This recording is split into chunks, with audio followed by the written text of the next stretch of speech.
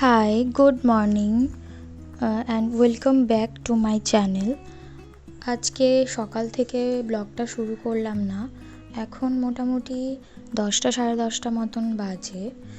আর আমার চান টান সব কিছু কমপ্লিট হয়ে গেছে। যেহেতু আজকে নীল পুজো, তাই সকাল সকালই সমস্ত কাজকর্ম করে চান টান কমপ্লিট করে নিয়েছি। আর এখন ঠাকুর ঘরে চলে এসেছি সাবু ভেজানোর জন্যে। আর কিছু বাটাও বের করে নিচ্ছি, যেগুলো পুজোতে লাগবে আমাদের। আর আমার মা, আমার শাশুড়ি, আমি তিনজন একসাথেই পুজো দিতে যাব।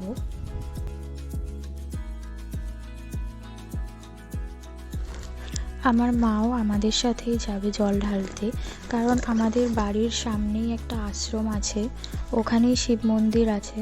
আর আমরা সবাই ওখানেই যাব জল ঢালতে।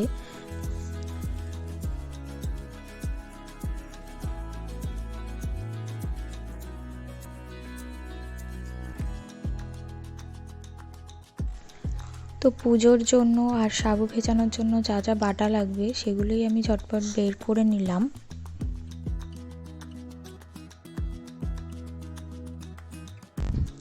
তো দেখো, আমি সাবুটা ভালো করে ধুয়ে ভিজিয়ে নিয়েছি।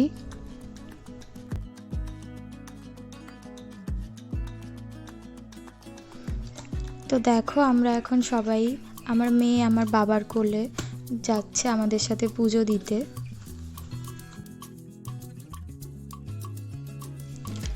তো দেখো, আমরা সবাই চলে এসেছি মন্দিরে, যেহেতু পাশেই মন্দির, আগেই বললাম তোমাদের। আমি, আমার মা, আর এই যে আমার শাশুড়ি পাড়ার কয়েকজন মহিলার সাথে কথা বলছিল, আর এই যে আমার মেয়ে বাবার কোলে।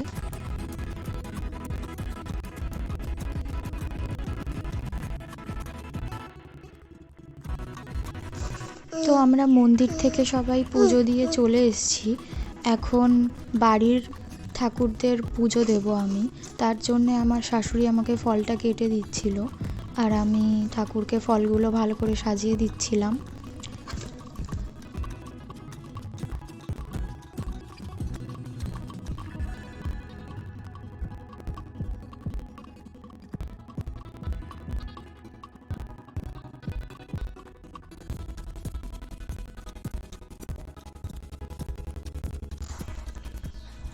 আর আমার সিংহাসনেও শিব ঠাকুর আছে, তো সেইখানে শিব ঠাকুরের মাথায়ও আমি জল দেব।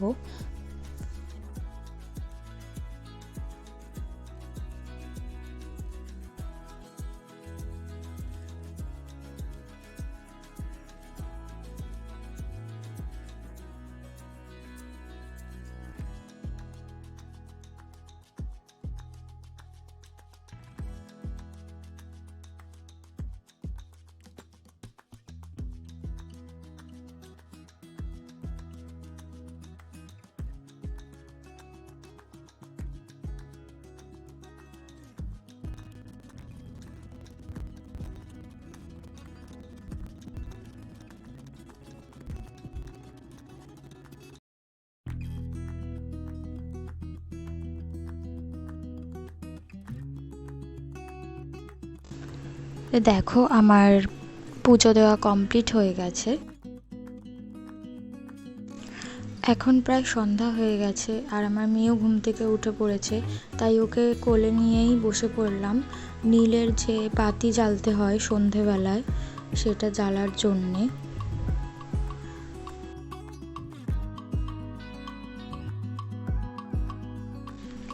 আর আমি পুজো দিয়ে এসে শাড়ি টাড়ি চেঞ্জ করে নিয়েছি। হাই সবাইকে, আশা করি তোমাদের ভিডিওটা আজকের